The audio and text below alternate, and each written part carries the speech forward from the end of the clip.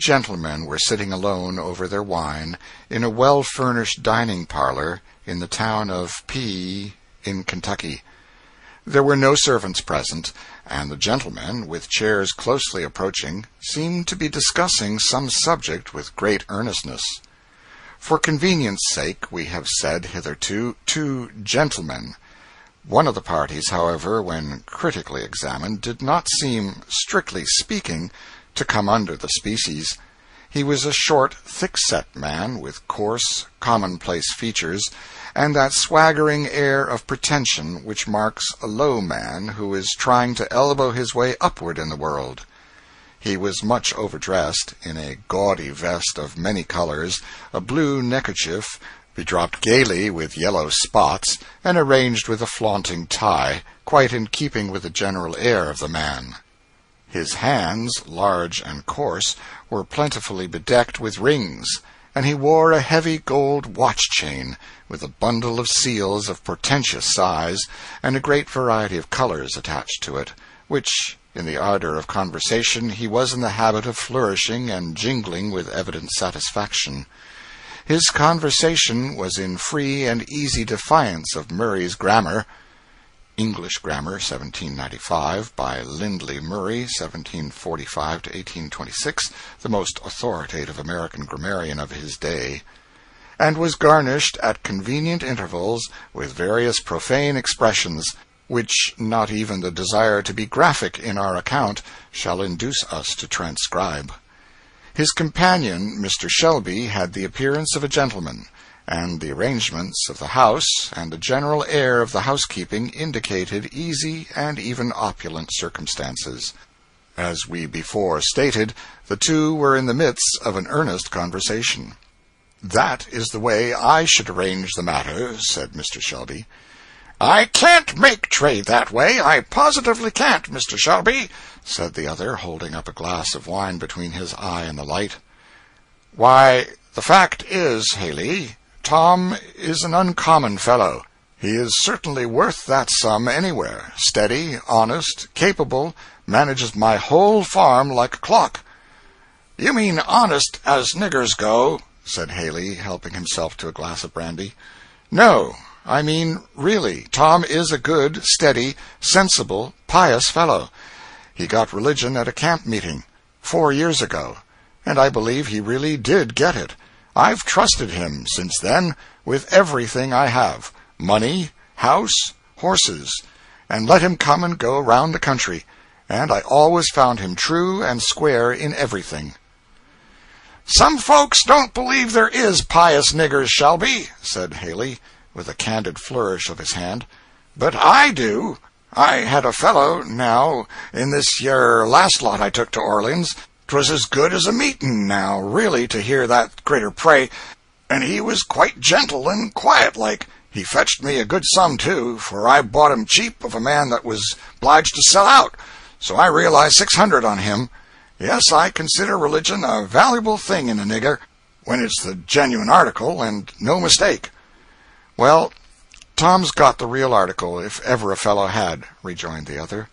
"Why, last fall I let him go to Cincinnati alone, to do business for me, and bring home $500. 'Tom,' says I to him, 'I trust you, because I think you're a Christian. I know you wouldn't cheat.' Tom comes back, sure enough. I knew he would. Some low fellows, they say, said to him, 'Tom, why don't you make tracks for Canada?' Master trusted me, and I couldn't. They told me about it. I am sorry to part with Tom, I must say. You ought to let him cover the whole balance of the debt, and you would, Haley, if you had any conscience." "Well, I've got just as much conscience as any man in business can afford to keep. Just a little, you know, to swear by, as 'twere," said the trader jocularly.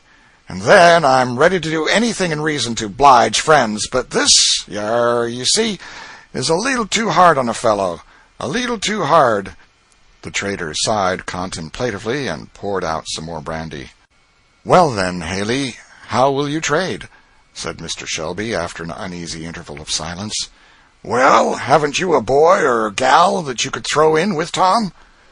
"None that I could well spare. To tell the truth, it's only hard necessity makes me willing to sell it all. I don't like parting with any of my hands, that's fact." Here the door opened, and a small quadroon boy, between 4 and 5 years of age, entered the room. There was something in his appearance remarkably beautiful and engaging. His black hair, fine as floss silk, hung in glossy curls about his round, dimpled face, while a pair of large, dark eyes, full of fire and softness, looked out from beneath the rich, long lashes as he peered curiously into the apartment. A gay robe of scarlet and yellow plaid, carefully made and neatly fitted, set off to advantage the dark and rich style of his beauty, and a certain comic air of assurance, blended with bashfulness, showed that he had been not unused to being petted and noticed by his master. "Hello, Jim Crow," said Mr. Shelby, whistling and snapping a bunch of raisins towards him. "Pick that up, now." The child scampered with all his little strength after the prize, while his master laughed. "Come here, Jim Crow," said he.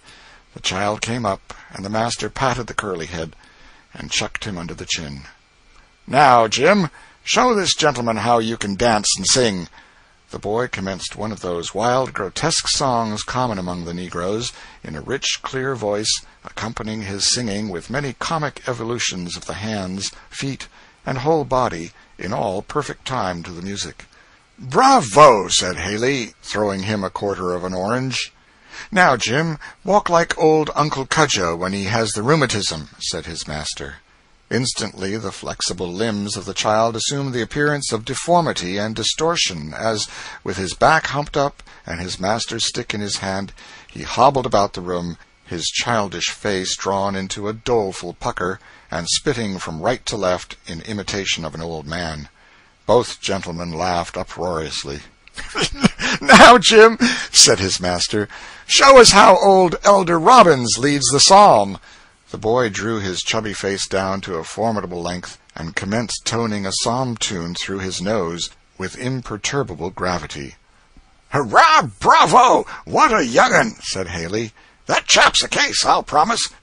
Tell you what," he said, suddenly clapping his hand on Mr. Shelby's shoulder, "fling in that chap, and I'll settle the business, I will. Come, now, if that ain't doing the thing up about the rightest."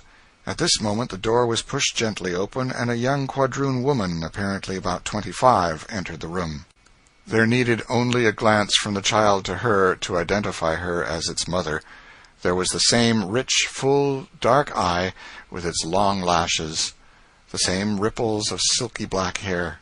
The brown of her complexion gave way on the cheek to a perceptible flush, which deepened as she saw the gaze of the strange man fixed upon her in bold and undisguised admiration.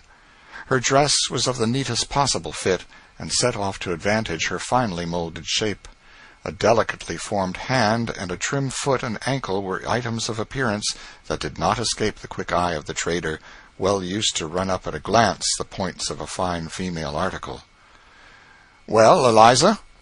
said her master, as she stopped and looked hesitatingly at him. "I was looking for Harry, please, sir." And the boy bounded toward her, showing his spoils, which he had gathered in the skirt of his robe. "Well, take him away, then," said Mr. Shelby, and hastily she withdrew, carrying the child on her arm.